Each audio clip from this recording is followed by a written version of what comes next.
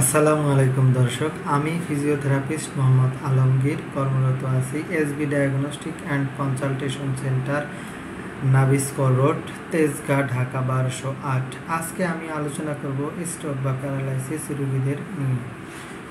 Stroke বা paralysis রোগীদের জন্য ফিজিওথেরাপি চিকিৎসা অত্যন্ত গুরুত্বপূর্ণ, কারণ এটি তাদের দৈনন্দিন জীবনের স্বাভাবিক কার্যক্রমে ফিরিয়ে আসতে সহায়তা করে।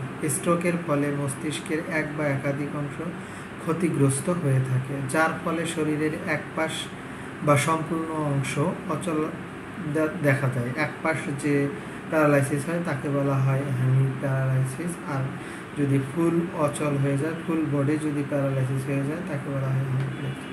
নিচে রোগীদের জন্য ফিজিওথেরাপির কিছু আলোচনা এবং চিকিৎসা পদ্ধতি বর্ণনা করা হলো। স্ট্রোক রোগীদের জন্য ফিজিওথেরাপির চিকিৎসার কী উদ্দেশ্য নিয়ে একজন ফিজিওথেরাপিস্ট কাজ শুরু করেন। প্রথমে প্যারালাইসিসকৃত অঙ্গের কার্যকারিতা ফিরিয়ে আনার জন্য তিনি কাজ করেন। পেশির শক্তি এবং নমনীয়তা বৃদ্ধির জন্য আমরা কাজ করে থাকি। ব্যালেন্স এবং সমন্বয় ক্ষমতা উন্নত করার জন্য আমরা কাজ করে থাকি। ফিজিওথেরাপিস্ট হিসেবে আমাদের অন্যতম কাজ হয় তাকে চলাফেরা, হাঁটা, দৈনন্দিন কাজের দক্ষতা পুনরায় ফিরিয়ে নিয়ে আসা, পেশির শক্তি এবং নমনীয়তা বৃদ্ধি করা, শরীরের মধ্যে ব্যালেন্স এবং সমন্বয় ক্ষমতা সম্পন্ন করা। সেকেন্ডারি জটিলতা যেমন বেড সোর অথবা জয়েন্ট কন্ট্রাকচার, জয়েন্ট শক্ত হয়ে যাওয়া থেকে প্রতিরোধ করা, ব্যথা এবং জড়তা কমানো। ফিজিওথেরাপি বিভিন্নভাবে প্রয়োগ করে থাকি আমরা। এর মধ্যে রয়েছে প্যাসিভ এক্সারসাইজ, যা আমরা প্রাথমিক পর্যায়ে করে থাকি।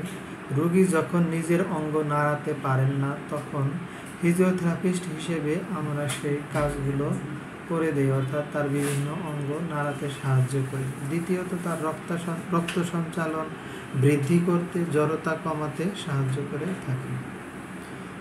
অ্যাক্টিভ এক্সারসাইজ, রোগী কিছুটা যখন মুভমেন্ট করতে পারে, নাড়াতে পারে, তখন তার সাথে আমরা তাকে সাহায্য করি বিভিন্ন মুভমেন্ট করতে এবং রোগীর শরীরের শক্তি ধীরে ধীরে বৃদ্ধি পেতে থাকে।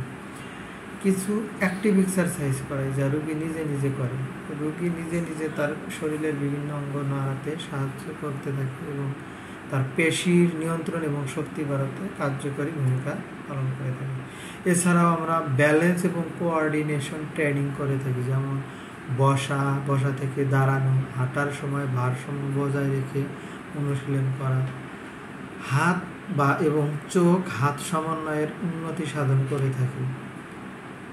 পরবর্তীতে তাকে কিছু গেট ট্রেনিং অর্থাৎ হাঁটার অনুশীলন করানো হয়ে থাকে।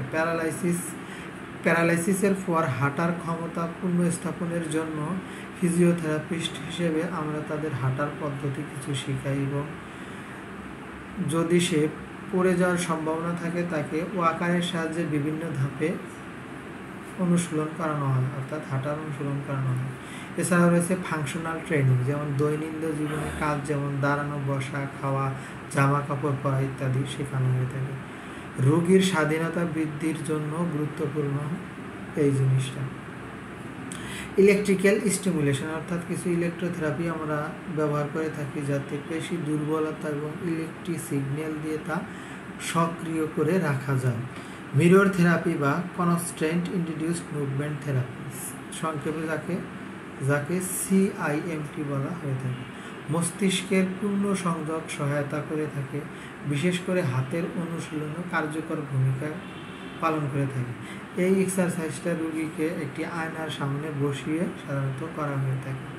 ফিজিওথেরাপির সময়কাল স্ট্রোকের ধরন এবং এর গুরুত্বের উপর নির্ভর করে থাকে। সাধারণত 3 থেকে 6 মাস অত্যন্ত গুরুত্বপূর্ণ একটি সময়। এই সময় ফিজিওথেরাপিস্ট একজন পেশেন্টকে যতটা ইমপ্রুভ করতে পারে, বাকি অন্য সময় ততটা ইমপ্রুভ করা যায় না। সুতরাং একজন প্যারালাইসিস বা স্ট্রোক আক্রান্ত রোগীকে অবশ্যই 3 থেকে 6 মাসের ভিতরে একজন ভালো ফিজিওথেরাপিস্টের সান্নিধ্যে থাকতে হবে।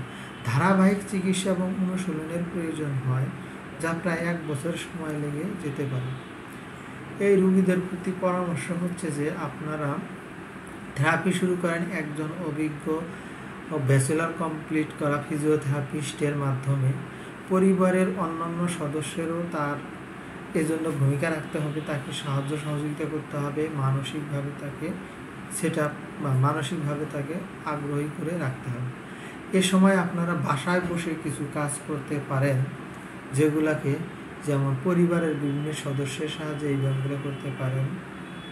যদি রুগী নিজে অঙ্গ নাড়াতে না পারেন, পরিবারের অন্য একজন সদস্য সাময়িক বা প্রাথমিকভাবে একজন ফিজিওথেরাপিস্টের কাছে পরামর্শ নিয়ে কিছু কাজ করে দিতে পারেন। যেমন রোগীর হাত আস্তে আস্তে কাঁধের দিকে তুলানো এবং নিচে নামানো, কনুই ভাঁজ করা এবং সোজা করা, কবজি এবং আঙ্গুলগুলো আলতোভাবে নাড়াচাড়া করা, হাঁটু ও পায়ের কিছু ব্যায়াম, যেমন হাঁটু ভাঁজ করে আস্তে আস্তে সোজা করা, গোড়ালি থেকে পায়ের আঙ্গুল পর্যন্ত ধীরে ধীরে নাড়ানো।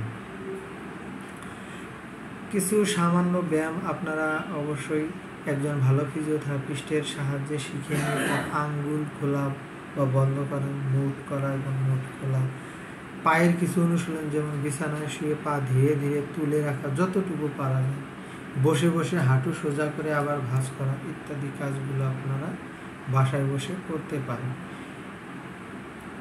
এছাড়াও কিছু ব্যালেন্স এক্সারসাইজ, যেমন বিছানায় পা ঝুলিয়ে বসে ভারসাম্য এক্সারসাইজটা করানো, চেয়ারে বসে ডান বা বাম দিকে হেলানো দিয়ে তার ব্যালেন্স এক্সারসাইজগুলো করানো, হাঁটার অনুশীলন, কোয়াকার বা স্টিক ব্যবহার করে ছোট ছোট পায়ে ধাপ দেওয়া, দরকার হলে পরিবারের কেউ পাশে থাকবেন, তাহলে সে এই কাজগুলো খুব ধীরে ধীরে এবং কোনো স্ট্রেস ছাড়া, মেন্টালি স্ট্রেস ছাড়া করতে হবে।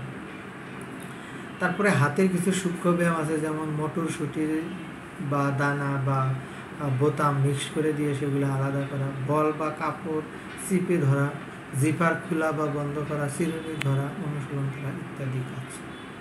সুতরাং আপনারা এভাবে চাইলে এই ব্যায়ামগুলো করতে পারেন। আপনারা অবশ্যই একজন ভালো ফিজিওথেরাপিস্টের শরণাপন্ন হবেন এবং সঠিক ফিজিওথেরাপিস্ট নেওয়ার মাধ্যমে আপনারা স্বাভাবিক জীবনে ফিরে আসার চেষ্টা করবেন। সবাইকে ধন্যবাদ। আল্লাহ হাফেজ।